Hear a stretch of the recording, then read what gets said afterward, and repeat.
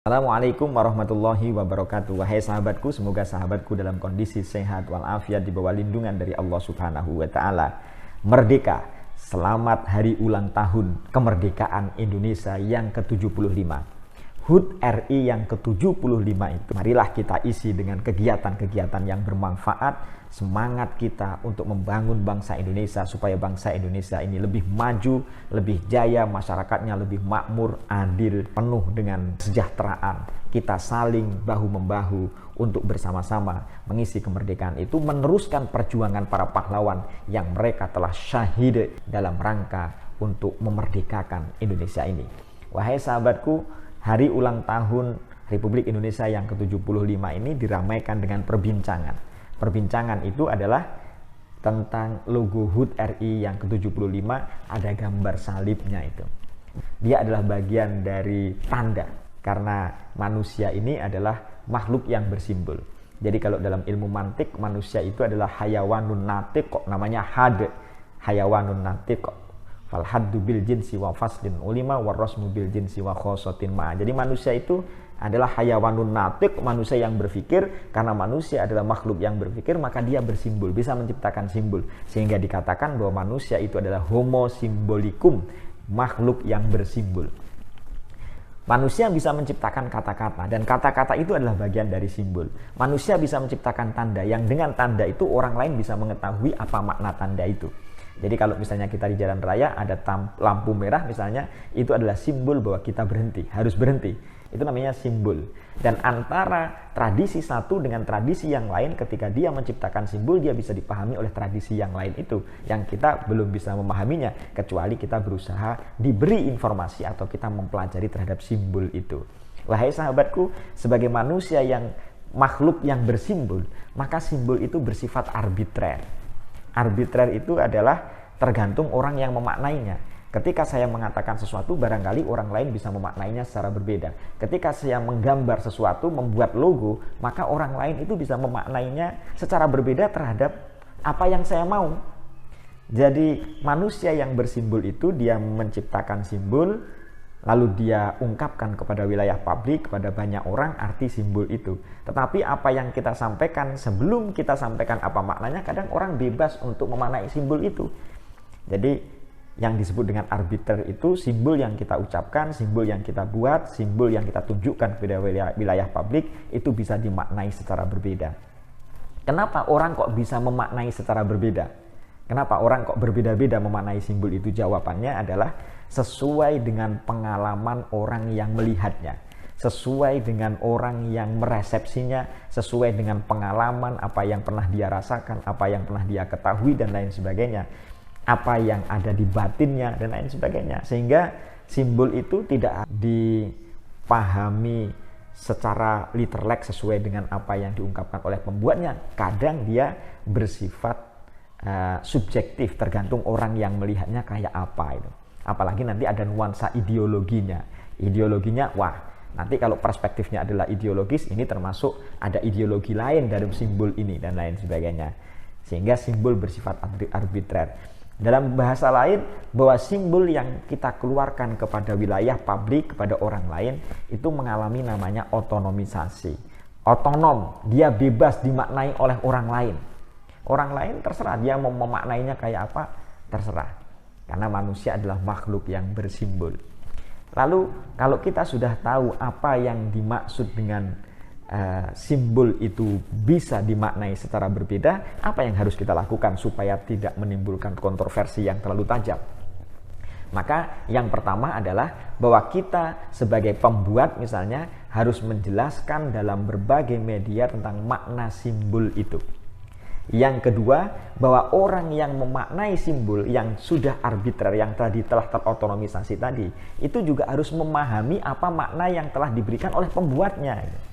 Makanya harus ada dialog saling pengertian. Kadang kita ini dijelaskan oleh orang yang membuat simbol, lalu kemudian orang yang meresepsinya tidak mau menerima penjelasan oleh si pembuatnya. Nah, ini yang jadi masalah. Yang baik sesungguhnya kita itu adalah memahami apa yang telah dikeluarkan oleh si pembuat simbol itu, lalu sambil kita analisa, apakah analisa itu reasonable, masuk akal atau tidak, logis atau tidak. Nah, itu artinya kalau ada perbedaan persepsi, maka munculkanlah namanya dialog. Kalau dialog itu ketemu, tentu ini bisa meminimalisir terhadap konflik itu. Kemudian yang kedua adalah bahwa kita sebagai pembuat simbol, maka kita harus memunculkan alternatif-alternatif lain dari simbol yang kita buat. Alternatif itu artinya sang pembuat simbol itu kan bisa memprediksi berbagai kemungkinan-kemungkinan yang akan terjadi dari sebuah simbol itu. Nah, kemungkinan-kemungkinan yang terjadi dari sebuah simbol itu, maka kita bisa memilih kemungkinan yang terakhir. Itulah ketika simbol mau dibuat kepada wilayah publik, maka kita harus membuat dialog bersama tim-tim tertentu untuk memprediksi terhadap akibat-akibat kesalahan interpretasi yang dimungkinkan dari apa yang kita buat itu. Jadi ada berbagai kemungkinan-kemungkinan. Dari kemungkinan-kemungkinan itulah kita bisa memilih kemungkinan alternatif yang paling rendah terhadap interpretasi yang berbeda. Nah, begitu. Jadi perlu sebelum dilempar pada wilayah publik, maka kita harus melihat terhadap kemungkinan-kemungkinan itu. Pada sisi yang lain, orang yang melihat bahwa itu adalah bagian yang bisa disalah tafsirkan, maka sebaiknya tidak terlalu reaktif dalam menyikapi terhadap simbol yang menurut kita itu tidak benar. Karena terlalu reaktif itu pada sisi yang lain juga bisa menimbulkan efek yang tidak baik bagi orang yang dituduh. Jadi kita mulai harus berhati-hati apakah kritik yang kita lakukan, apakah persepsi yang kita lakukan ketika kita lempar kepada wilayah publik itu akan menyinggung terhadap kelompok lain atau tidak. Jadi memang perspektifnya ada perspektif si pembuat, ada perspektif dari orang yang mengkritik terhadap logo, terhadap simbol yang dibuat oleh orang lain. Dan cara yang paling terbaik adalah memang kita harus mendialogkan, berusaha untuk memahami apa maksud dari si pembuat logo itu. Kalau maksud dari si pembuat logo itu adalah reasonable, maka kita pun sebaiknya menerima. Tetapi ala kulli hal, atas segala apapun yang terjadi, maka semua kritik itu adalah sesuatu yang bagus. Karena kritik itu bisa membuat orang menjadi lebih bagus dari sebelumnya. Bahwa kritik itu bisa menyebabkan orang bisa memperbagusi, bisa melakukan refleksi, bisa untuk sebagai alat introspeksi diri, bahwa ketika nanti suatu saat ketika membuat simbol-simbol yang berfungsi untuk kepentingan publik, kepentingan masyarakat, itu bisa meminimalisir kira-kira interpretasi yang paling sedikit kesalahpahamannya apa. Dan penjelasan-penjelasan itu menjadi penting. Wahai sahabatku, Indonesia ini adalah negara besar. Indonesia adalah negara yang jumlah penduduknya besar, umat Islam juga besar, suku bangsanya juga banyak. Itu artinya bahwa Indonesia ini adalah negara yang sangat plural, dan pluralitas itu harus dijaga oleh semua elemen bangsa ini. Tidak bisa satu orang menjaga terhadap keragaman itu, tapi keragaman harus dibina secara bersama. Burung Garuda di bawahnya ada tulisan Bhinneka Tunggal Ika, itu menunjukkan bahwa kita ini berbeda-beda tetapi tetap satu jua. Para pejuang kita masa lalu ketika Sumpah Pemuda tahun 1928 menyadari bahwa ketika perjuangan itu dilakukan secara terpisah-pisah, tidak menyatu, mereka berjuang hanya untuk komunitasnya sendiri-sendiri, mereka berjuang untuk sukunya masing-masing, maka itu tidak bisa menyatukan diri dan tidak menjadi kekuatan yang utuh. Karena itulah Sumpah Pemuda dijadikan sebagai tonggak di mana kita harus bersatu.